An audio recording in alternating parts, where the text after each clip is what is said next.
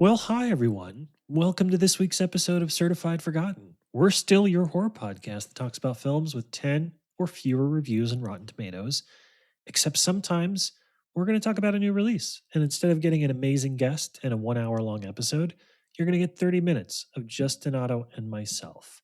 This is one of those weeks. There is a film that I've been dying to see for a while because it got a bit of buzz coming out of the festival season. We did not have a guest this week, and I said, you know what, Donato? You know what, Matthew? Let's talk about cold storage. Let's talk about the phenomenon that is Joe Keery and have ourselves a nice little 30-minute conversation. How's that sound to you? Are you amenable to that? I am amenable. We'll have a guest next week, so we've definitely got that covered. We're not going to just tell you, "Hey, we might have one next week." No, we definitely do. But for today, I am enjoying this. Well, I'm not gonna say I am enjoying, but I'm going to enjoy this conversation because I already peeped your reaction to Cold Storage. I'd reviewed it 2 weeks ago. This is an interesting film to talk about, and it felt very monocle because when I think about mid-tier, bigger budget B movies, you're my guy. That's And true. when I saw Cold Storage, I was like, listen, this is 90s for days. This is so much like of that cheesy kind of outbreak thriller with we'll talk about the effects, we'll talk about everything. There's plenty of Yep. conversation to be had there, but I thought of you when I saw it. So I'm glad you liked Good. it. I'm glad that my tracking was right on this one. Yes, there is a certain level of film. There's like three modes of cinema that I do. Nothing happens, everything happens, or everything happens just fine for like 60 million. And this movie fits into one of those buckets, not from a budget standpoint, but from a quality standpoint. So before we get into that, though, if you are one of the folks that has not had an opportunity to watch Cold Storage, let's give you a quick plot synopsis. Working at a self storage facility may not be much, but it's all Travis has. So when his new coworker, Naomi, discovers a section of the building housing decommissioned military research, Travis doesn't see much harm in exploring. But what they discover, or what discovers them, is one of our government's darkest secrets, forcing retired Special Forces Officer Robert to face off against a pathogen he thought he'd never see again. Written by longtime Spielberg collaborator David Koepp, Cold Storage is a surprising throwback to 90s bio-horror. Donato, when did you see this for the first time? It was about 2 weeks ago. I bet 2 or 3 weeks ago, whenever it officially released.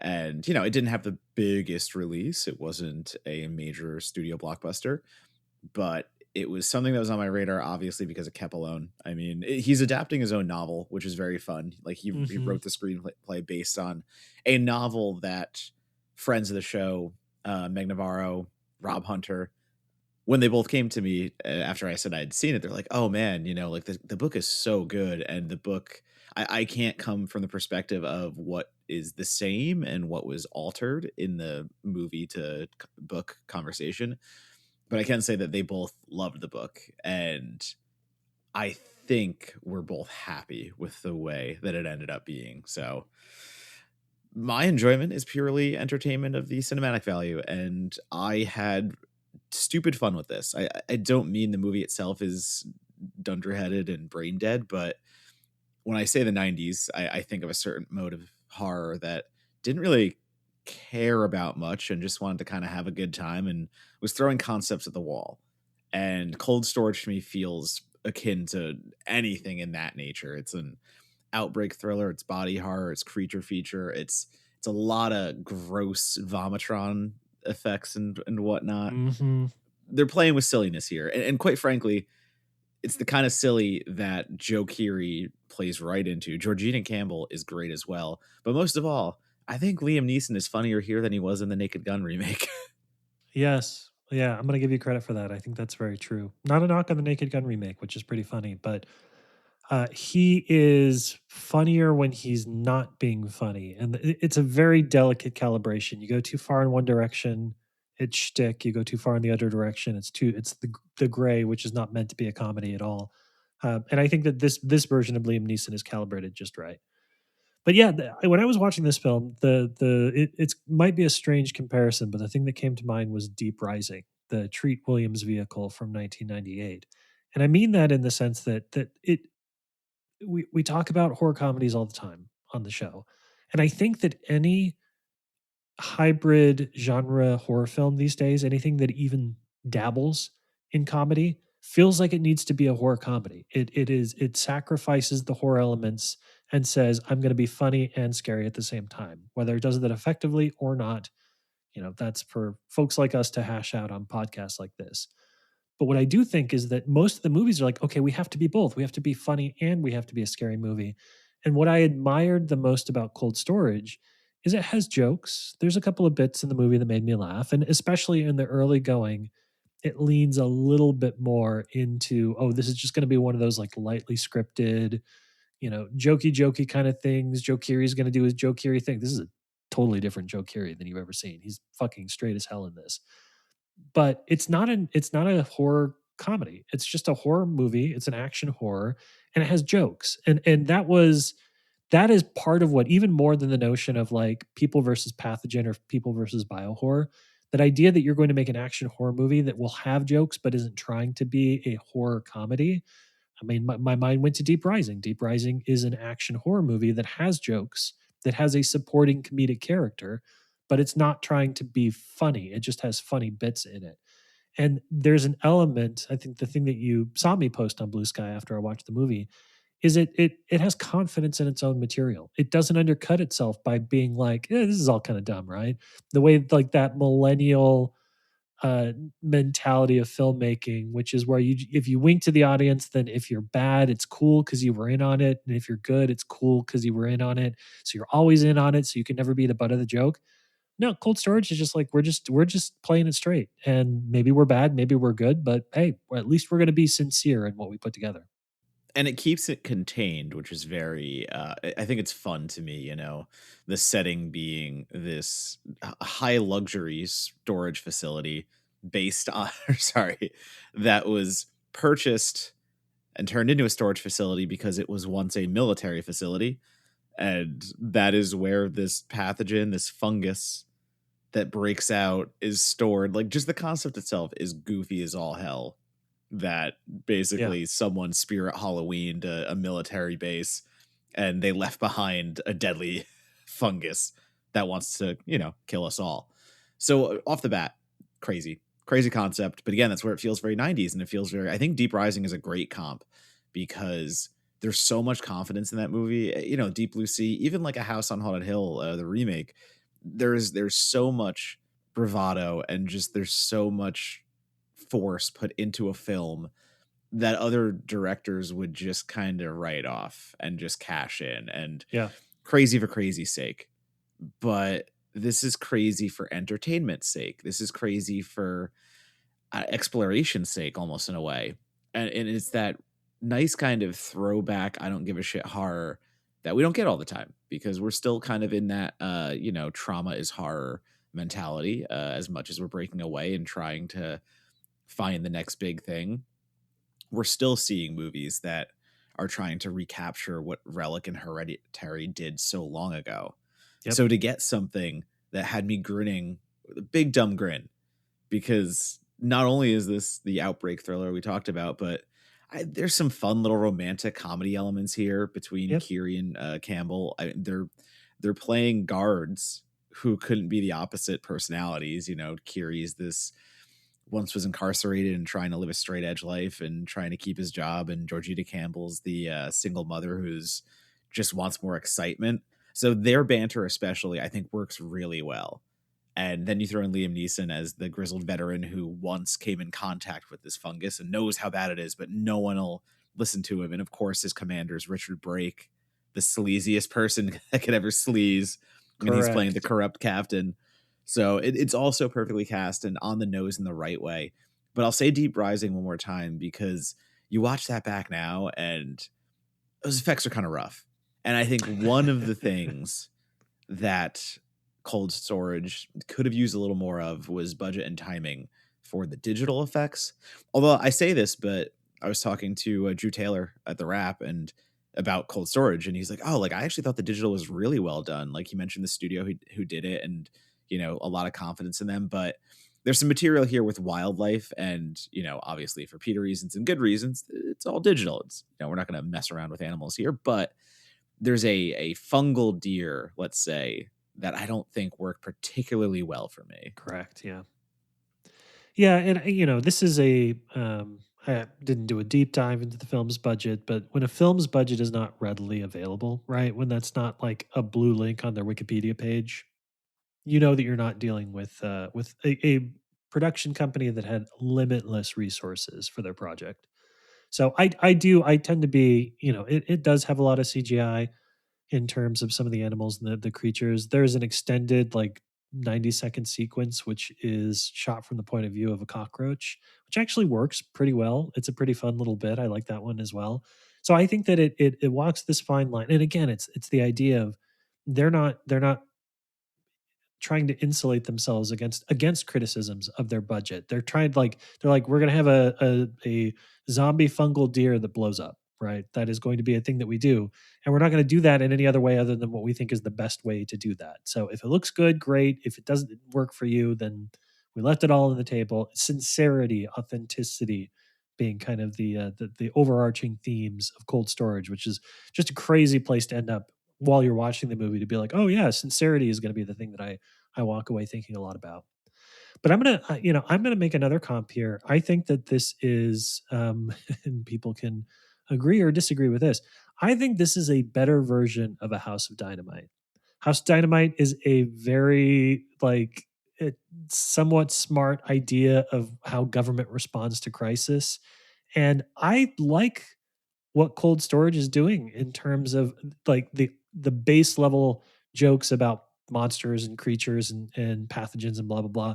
But the movie is operating a little bit of a gear here where it is saying what happens when the people that the knowledge that we have about systems, like somewhere in the United States right now there is like a vial of Ebola, and there were at one point probably 100 people who knew about it, but then maybe there were 20 people that knew about it, and then maybe at some point there will be 2 people that know about it, right?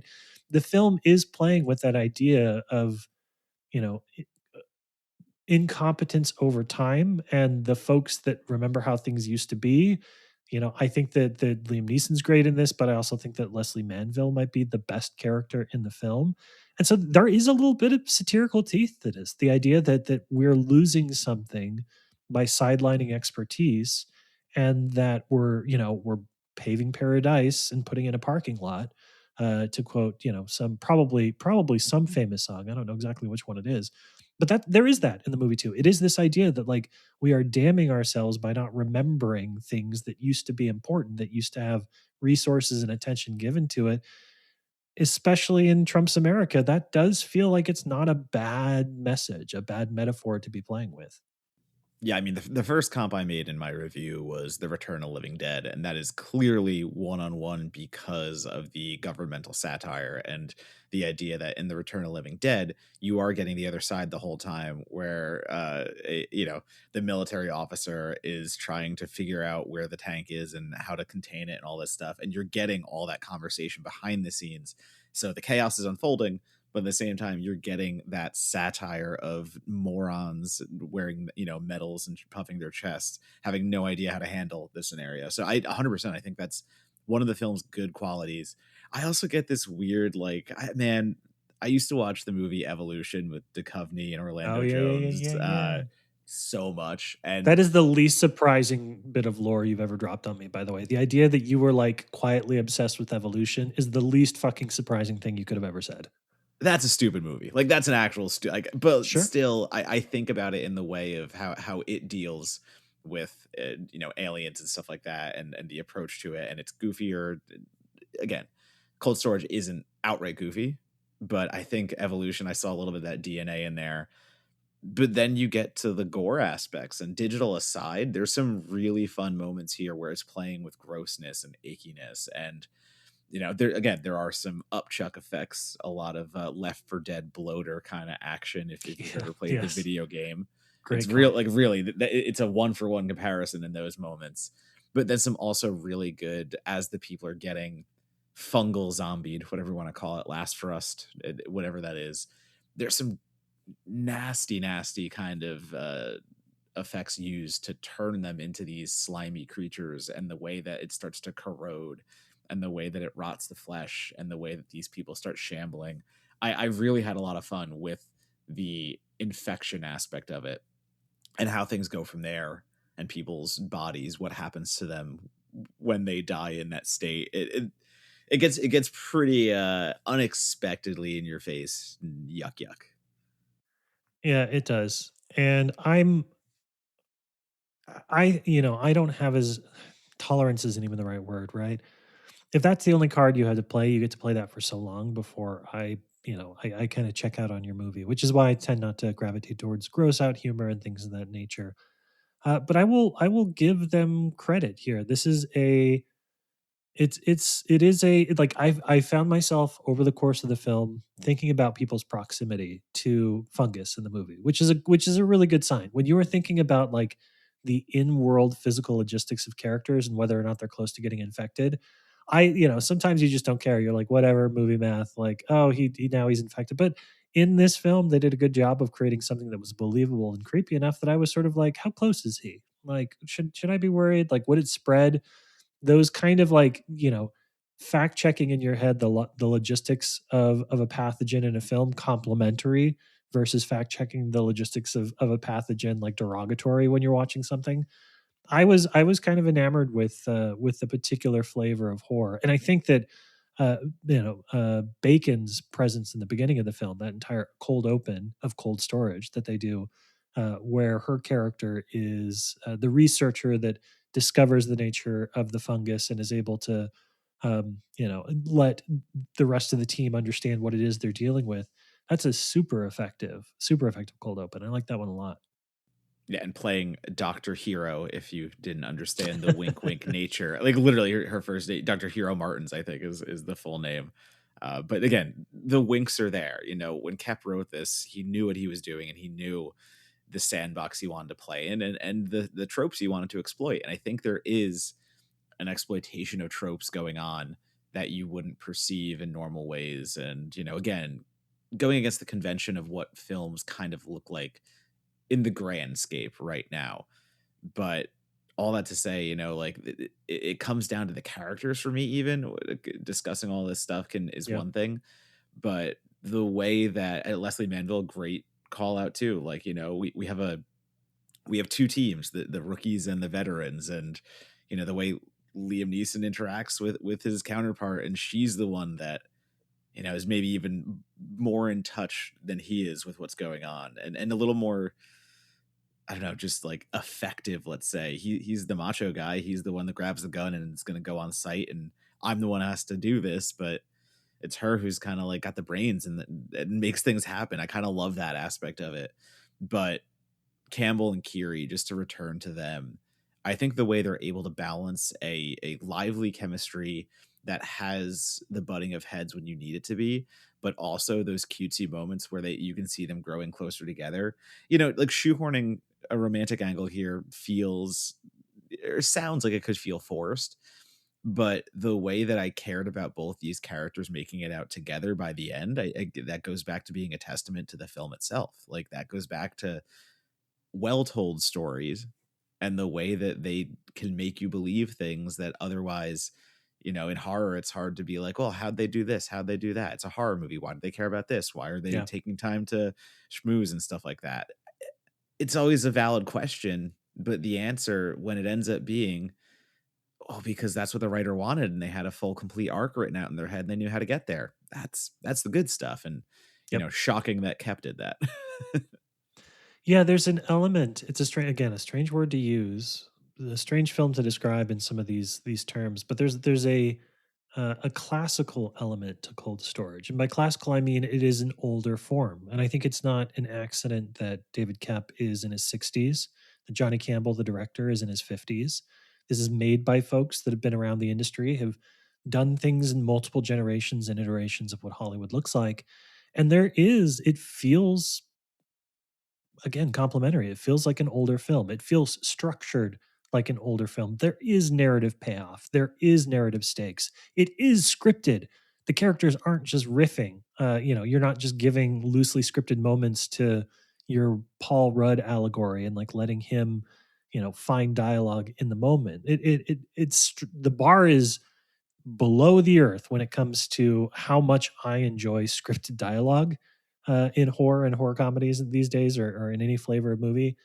And I think that that's part of the hook for me is, again, you can say, oh, it feels like a 90s movie. Well, that's 30 years old. Like when we say this feels like a 90 movie, it feels like a movie from 30 years ago, which is, the difference between West Side Story and Aliens, if you want to give it like a little bit of parameter there. So it it is part of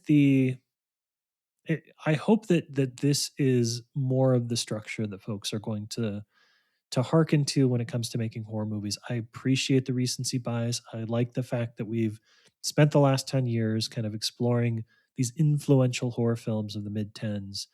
Uh, but there has to also be room for filmmakers that are looking to do something that has a beginning, a middle, and an end, a first act, a second act, and a third act. Maybe we need a little bit more of that screenwriting course energy back in. Maybe we need the like save the cat energy back in horror. I guess, even I think this is the kind of thing that if this came out, paradoxically, if this came out in like 1999, it would have seemed derivative as hell, and it comes out in 2026 and it feels like it is the freshest piece of action horror that I've seen in a minute. I don't know what to do with all that information. I just know that that's how it feels. And I almost question if it came out, like you said, if it would go back to 95, 96, somewhere around that era, like would it have gotten the bigger budget? Because, I believe Yeah. this is Samuel Goldwyn, like one of their just special releases. I don't think, once again, it does not have the effects of a big budget film. So like you knew they had to skimp in some places. And it's crazy that, David Koepp getting this thing made was kind of a labor of love for him, I would say. So, you sacrifice where you have to, you want to get it made the right way. But I think Johnny Campbell, coming in as a director, most famously last did the Dracula miniseries for BBC, and another grim yet cheeky tale. And I think that was a really nice. I think that was the right choice in this scenario because that's what we see coming through. That's what we see coming through in the scares that are also kind of like making you giggle at the same time because they involve these over the top sleaze effects. But I was happy to kind of not really be familiar with a lot of his work and come into Cold Storage being like, I don't know 100% what to expect.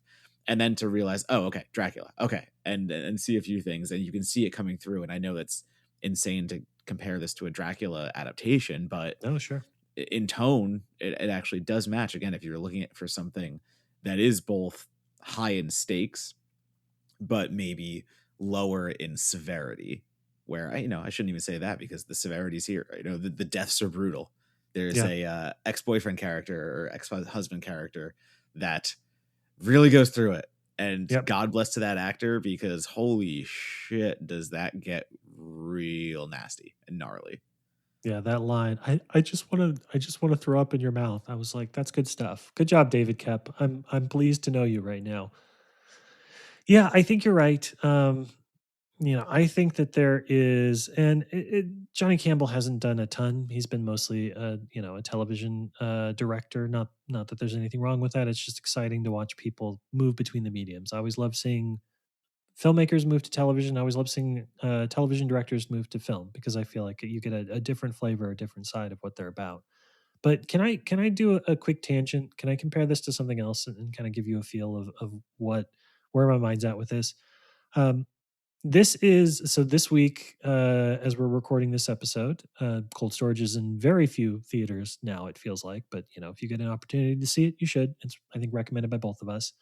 I saw the trailer for The Mummy, the full length trailer by Lee Cronin, and I'm a Lee Cronin boy. I love The Hole in the Ground. I even really love Evil Dead Rise, which is surprising for me in the amount of violence I want to see on screen.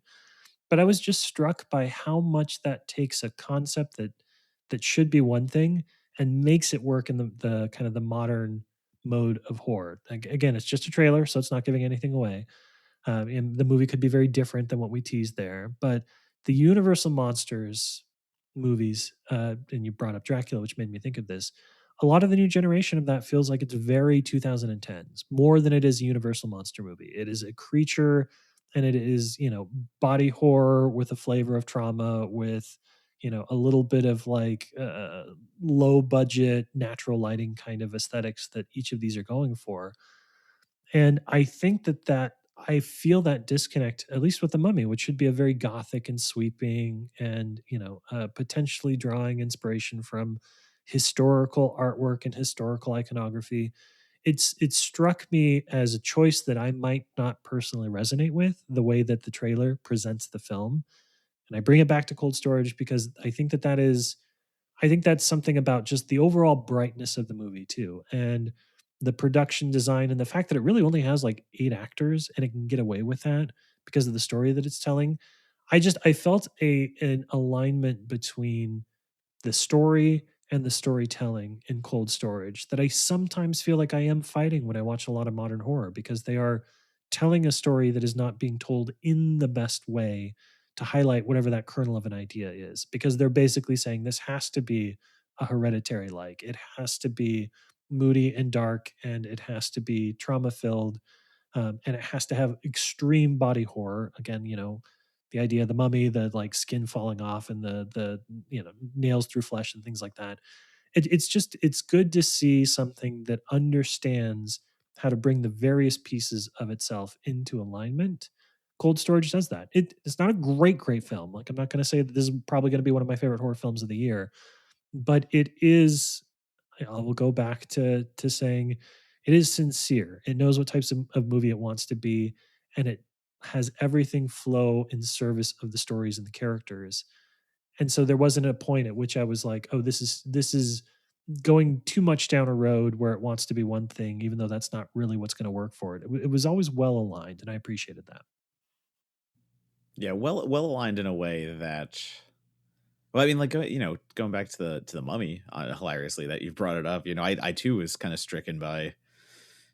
It doesn't look like they're trying to do what other adaptations have ever tried with the Mummy, and I get that sense in Cold Storage of, you've seen all of these Outbreak movies prior, Mhm. you've seen what they look like. Ours is the splatterpunk version of it, in a way. I think that's where the film finally gets to, and to do something familiar itself is not a derogatory. I think I brought this up in the podcast before, but I used to use familiar in a negative connotation when I would write my reviews. And I've gotten away from that because the more I was doing it, the more I started going, well, wait, like, familiar itself is not bad. Everything's familiar. Story, there's like 5 basic storytelling modes, and filmmakers use them over and over again. It's how the details fold out. It's how the visuals look. The idiosyncrasies of your film are what take the familiar and make it something more than that. And I think Cold Storage is a testament to that. It's Yeah. so utterly familiar. We know what's going on here. We know where it's going to go. We know what's going to happen. But it's still a ride, man. It's still fun. And it's Yep. still something that I never really once felt a lull in, despite agreeing. It's not a great movie. It's a good movie. It's a good horror movie. And you know what? We should we should be happy with just good horror movies, because the great ones, when they come along, then you can really appreciate them. But for what this is and what I thought it could be and what I thought it might turn out to be, I think Cold Storage is a really good I don't know, it's a really good example of how something can kind of go ahead of what you were expecting and really like come out on top. And wish I had better effects, but Yeah. that's my one gripe, really. Like, that's my gripe. I can't remember which of my mutuals is the person that said it. I think it might have been Corey Atad or Atade. I don't know how to pronounce his last name, but I think he's the one that coined the 5-star, 3-star movie. And I think that Cold Storage is the platonic ideal of a 5-star, 3-star movie. And that is these days I will take that rather than a 1-star, like 5-star movie, right? Or a 2-star, 5-star, something that reaches for, art house relevance and grittiness and real, and then just completely shoots the bed because it's not an entertaining character study or a good horror movie. So 5-star, 3-star, that's great. You're doing good work. Everybody involved continue to make movies like that. And I mean, a certain amount of shout out to Joe Keery, who is coming off of Stranger Things, has the song of the century. He has a lot of clout in the industry. And it's exciting to me that he's kind of all the Stranger Things kids really are kids anymore. They're all in their 20s and 30s. But all the Stranger Things actors are sort of cashing in their chips for horror. This is more interesting. This tells me more about Joe Keery and what he might be interested in doing. Um, and I hope that he continues to do this stuff. Of course, Georgina Campbell has Psycho Killer in theaters this weekend as well, which I hear isn't great. But again, like these kind of swings by performers, it's fun to see actors doing this kind of stuff. So keep at it, everybody. Make another 5-star, 3-star movie. I'd love to see it. All right, Donato, you are, it is actually almost the beginning. You've already done Sundance, of course, but we've got Sundance or Sundance. We got South by Southwest around the corner, a lot of smaller festivals that you're going to be attending remotely. So it's your busy season. Where do folks follow you online? As always, at Donatobomb, DONATOBOMB. Instagram, Letterboxd, and Blue Sky is where I am the most active as of now. I will post my writing. I will post my little thoughts. And yeah, it's busy season, so that ain't going to stop. Respect. I'm a lot easier. You can just find me on Blue Sky. It's monogold.bsky.social. I don't do as much stuff, but when I do things, you can find them at certifiedforgotten.com. We just upgraded to our new newsletter client, which means you can read our newsletters online. We're going to be sharing links to those when they go out every week. There will be one Friday, what time is it? February 20th. But most importantly, if you'd like to get those delivered directly to your inbox, go to certifiedforgotten.com/newsletter. Sign up there. It's free. We may only send you 1, maybe 2 emails a week. It's not too spammy, I promise. You're going to love it. You'll read them. You'll be glad that you did. And that is the best way that you can support us and then eventually become paying subscribers down the line. But, it's a process. We're going to get you there. That is our episode on cold storage. Any final thoughts, Donato? I usually just go to the music without giving you a chance to say something one last time. So say something one last time and then cut yourself to music. I made it through the whole episode. I ain't got anything left in me. Cue the song.